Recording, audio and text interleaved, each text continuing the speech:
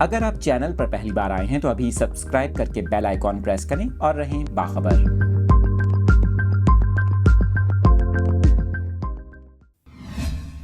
Update کر رہے ہیں اپنے ناظرین کو موسم کی تازہ ترین صورتحال کے حوالے سے۔ محکمہ موسمیات نے ملک میں بارشوں کے نئے سلسلے کی پیش گوئی کر دی۔ پی ڈی ایم اے کی جانب سے بارشوں سے متعلق الرٹ بھی جاری کر دیا گیا۔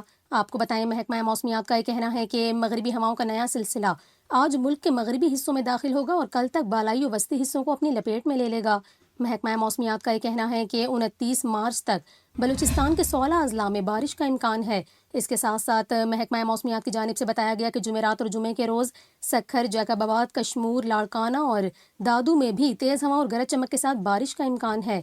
دوسری جانب محکمہ موسمیات کا بتانا ہے کہ اسلام آباد، پنجاب، خیبر پختونخوا، گلگت بلتستان اور کشمیر میں آج سے 31 مارچ تک بارشوں کا امکان ہے۔ آپ کو بتائیں کہ محکمہ موسمیات نے 29 مارچ تک بلوچستان کے 16 اضلاع میں بارشوں کی پیش گوئی کی ہے اور اس حوالے سے پی ڈی ایم میں بلوچستان نے ڈپٹی کمشنرز کو الرٹ بھی جاری کر دیا۔